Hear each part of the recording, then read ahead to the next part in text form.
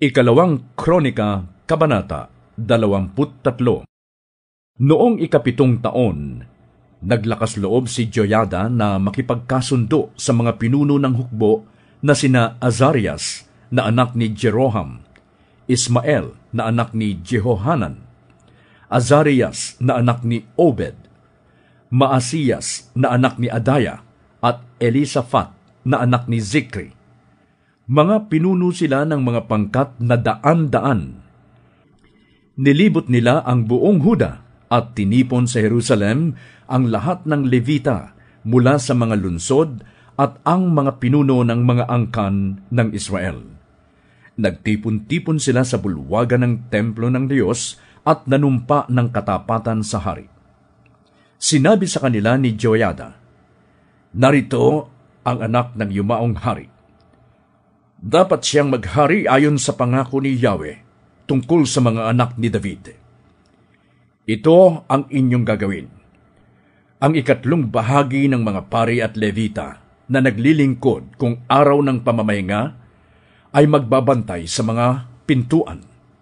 Ang isa pang ikatloy sa palasyo at ang natirang ikatloy doon naman sa pintong saligan.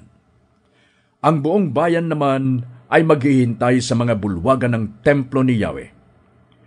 Walang papasok sa templo kundi ang mga pari at mga levitang naglilingkod. Sila lamang ang makakapasok sapagkat sila lamang ang itinalaga ng Diyos para dito. Subalit, ang mga taong bayan ay maghihintay sa labas, gaya ng ipinag-uutos ni Yahweh. Sa palibot ng hari, magbabantay ang mga levita, na ang bawat isa'y may sandata. Papatayin ang sinumang mangahas pumasok sa templo. Huwag ninyong hihiwalayan ang hari." Sinunod ng mga Levita at ng mga mamamayan ng Huda ang lahat ng utos ng paring si Joyada. Ang bawat pinuno ay laging kasama ng kanyang mga tauhan, pati ang pangkat na pamalit o papalitan sa araw ng pamamahinga, sapagkat sila'y hindi pinapauwi ni Joyada. Ibinigay niya sa mga pinuno ng hukbo ang mga sibat at ang malalaki at maliliit na panangga ni Haring David na nakatago sa templo. May sandata ang bawat isa, at ang lahat ay nakabantay sa bawat sulok mula sa timog hanggang hilaga ng palasyo at sa palibot ng altar sa harapan ng templo. Nang maisagawa na ang lahat ng ito, inilabas ni Joyada ang anak ng hari at pinutungan ng korona. Ibinigay sa kanya ang isang kopya ng kasulatan tungkol sa paghahari at ipinahayag siyang hari. Lumapit si Joyada at ang kanyang mga anak at pinahiran siya ng langis. Nagsigawan ang lahat, "Mabuhay ang hari!"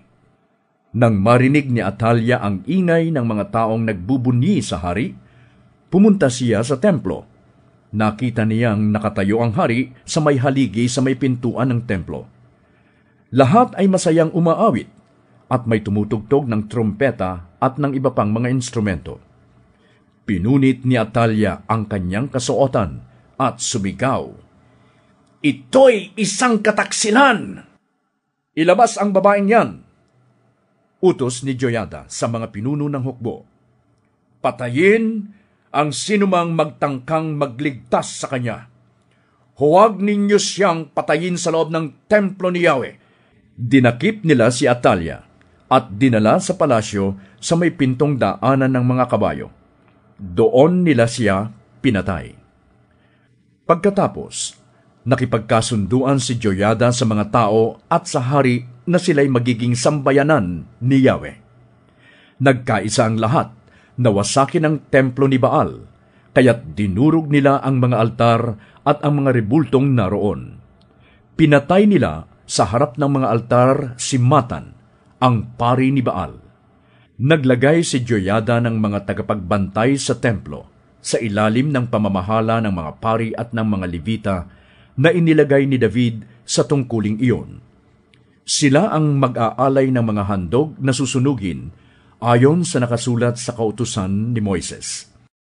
Sila rin ang mamamahala sa awitan at sa pagdiriwang ayon sa kaayusang ginawa ni David. Pinabantayan ni Joyada ang lahat ng pintuan ng templo para hindi makapasok ang sinumang itinuturing na marumi. Pagkatapos, tinawag niya ang mga pinuno ng bawat pangkat na daan-daan, ang mga pangunahing mamamayan, mga pinuno ng bayan, at ang lahat ng mamamayan sa lupain. Inihatid nila ang hari mula sa templo patungo sa palasyo. Dumaan sila sa malaking pintuan at kanilang pinaupo sa trono ang hari. Nagdiwang ang lahat ng tao sa buong lupain. Naging tahimik ang lungsod nang mapatay si Atalia.